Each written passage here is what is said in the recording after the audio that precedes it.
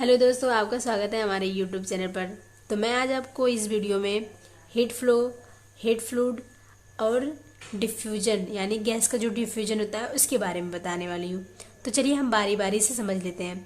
तो देखिए, heat flow क्या होता है? The transport of heat from region of high temperature to low temperature without convection is called thermal conductivity. यानी कि हाई टेम्परेचर रीजन से लो टेम्परेचर के साइड जो हीट का ट्रांसपोर्ट होता है, यानी कि जो हीट ट्रांसपोर्ट करता है, ट्रांसपोर्ट मतलब क्या होता है? यात्रा। लेकिन यहाँ पे हम समझ लेंगे कि चलना, यानी कि जो हीट हाई टेम्परेचर से लो टेम्परेचर की साइड जाता है विदाउट कन्वेक्शन यानी बिना किसी संवहन के, इज कॉल्ड थर्मल कंडक्टिविटी। इसे हम क्या कहते हैं? थर्मल कंडक्टिविटी कहते हैं। यानी यही जो हीट का फ्लो हो रहा है। ठीक।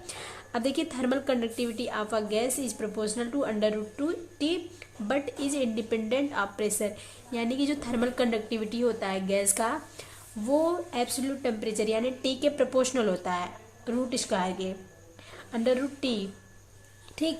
बट इंडिपेंडेंट ऑफ प्रेशर, लेकिन इस पे प्रेशर का कोई प्रभाव नहीं पड़ता है। यानी कि थर्मल कंडक्टिविटी के ऊपर प्रेशर का कोई प्रभाव नहीं पड़ता है, लेकिन टेम्परेचर के ये क्या होता है? प्रोपोर्शनल होता है √2 के। ठीक। किसी भी गैस का जो थर्मल कंडक्टिविटी होता है वो टेम्परेचर यानी कि एब्सोल्यूट टेम्परेचर के प्रोपोर्शनल होता है। ठीक। तो ये चीज़ हमें ध्यान देना है। अब देखिए, हीट फ्लो का क्या फार्मूला होता है? JZ equal to -KT ΔT upon ΔZ। इसको हम फ्यूरियल लॉ भी कहते हैं। यानी कि हीट फ्लो जो होता है, जो इसका फार्मूला ये निकल करके आ रहा है इन सभी कॉन्सेप्ट के थ्रू, तो इसे हम फ्यूरियल लॉ भी कहते हैं। अब हम आगे बढ़ते हैं। फ्लूइड फ्लो क्या होता है, यानी विस्कस फ्लो क्या होता है? Fluid flow, viscous flow, that transport of momentum from a region of high viscosity to a region of low viscosity is called fluid flow or viscous flow. Like thermal conductivity, viscosity of gas is also independent of pressure, but it increase on increasing temperature and therefore fluidity decreases. देखिए, ये जो point था वो GIC 2011 में पूछा जा चुका है। तो अब इसको हम समझ लेते हैं। देखिए, जो फ्लूइड फ्लो होता है वो सेम हीट फ्लो के जैसा ही होता है, जैसे कि उसमें हाई टेम्परेचर के रीजन से लो टेम्परेचर के साइड हीट का फ्लो होता है विदाउट कन्वेक्शन के, लेकिन वो टेम्परेचर के प्रोपोर्शनल होता है और प्रेशर का उस पर कोई प्रभाव नहीं पड़ता है। सेम इसमें भी यही है। यानी कि transport of momentum from a region of high viscosity to a region of lower viscosity is called fluid flow. यानी कि इसमें देखिए, इसमें जो ट्रांसपोर्ट ऑफ मोमेंटम होता है जो हाई विस्कोसिटी रीजन से लो विस्कोसिटी की साइड होता है। ठीक।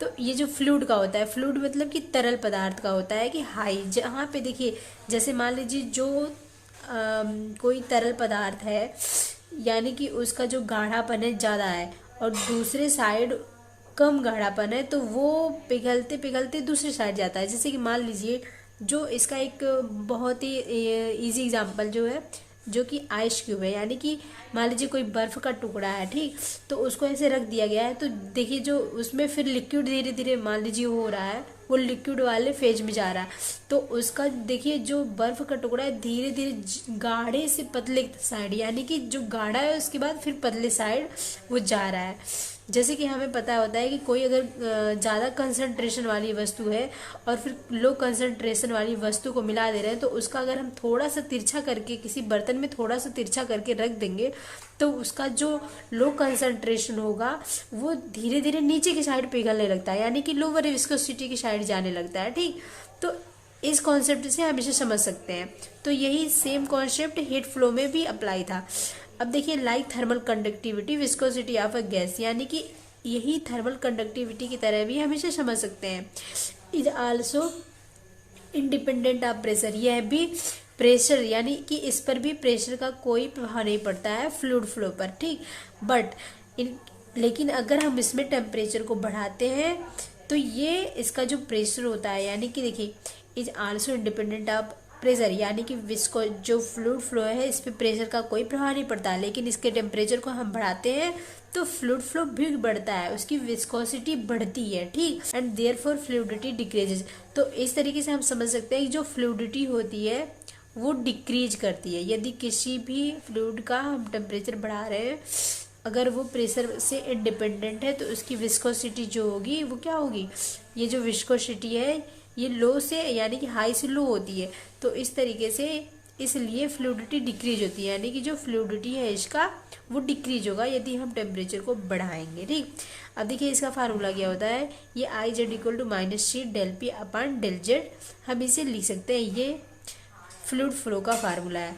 और जो जे जेड था ये हीट फ्लो का था, इसमें K T minus K T del T upon del Z था।